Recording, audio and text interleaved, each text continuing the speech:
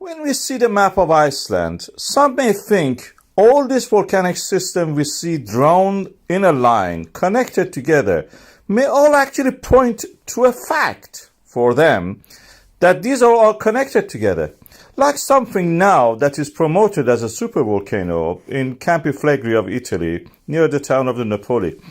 We are seeing a cult forming around this and actually promoting every day that such a thing is going to happen, a big magma chamber, all connected together, they will erupt. In America, we may have such a thing with the,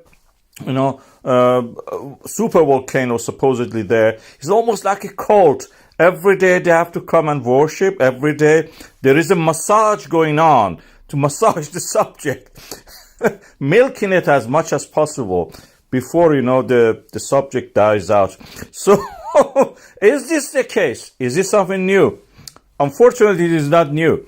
In the 19th century, and we have evidence for that in the form of a story by the Jules Verne called Journey to the Center of the Earth. Probably based on the journeys to the actually magma chambers, some of the pipes and tubes, shafts going down in the Iceland. You could actually think in that, are they all connected? If you go down in Iceland, in one of these channels and pipes, you may end up all the way to the Italy and be out from the Stromboli, for example. So when an average person like that saw the rocks containing fossils, it came logically to their mind that also dinosaurs live in the rocks, under the rocks, inside the earth, solid earth. As we know, these are just dead animals. We know that. We know a lot since then, and what we know is mostly related to plate tectonics, where the continents collide, gather in one point, and then separate. The forces which are causing this are coming from the deep within the earth. We have a mantle of the earth going through convections.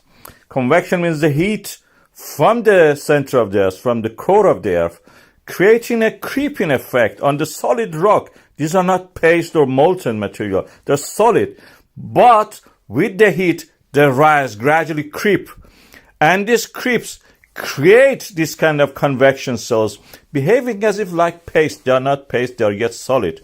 When they reach near the crust of the earth, they create earthquakes, and separating the seafloor caused by this create volcanism that we see. Volcanism here is related to the fact that when the solid material of the mantle reaches this area and pressure is relieved by this convection movement, opening up gaps, this pressure reliefs create melt. And the melted material we call magma, if it finds a way to the surface, erupts as volcanoes. Volcanoes which may be in a very explosive way, like what we know, for example, in some situations, or it may just be something gentle like what we see in the Iceland at the moment in the Reykjanes. They are like a zipper. They move along as the cracks open up due to the different texture and due to the fact that different rocks behave differently by the shape of the cracks, all the geometry of them, impurities in them, the location, everything can affect them. The rate of the expansion and the movement of these cracks and the eruptions followed by that may vary. Due to this, we may have at one end, like what we had in the Krafla in the 1975 to 1984, which is to the extreme north part of these cracks happening and then ceasing activity. Then 20 some years later, in the Reykjanes Peninsula, we see a new phase of this. The zipper starts again from there. 2021 to present, this continues. Flegrei, Sortsengi are continuing this. What affects this is the availability of the magma, and that magma must be present there. Magma in the form of the pressure relief rising to the, causing the mantle rise to the near the surface, and then melt and then erupt as volcanoes. And also the mechanical properties of the lithosphere or the earth crust in that location. Most of these eruptions happen actually in the Eurasian part of this plate margin in the Reykjanes Peninsula. That is interesting observation. So we have to learn still a lot about this. This is not 20 or 30 year cycle. This is one of the things that you can put forward. Maybe there are more than that, 200 years, 800 years, 1,000 years cycle.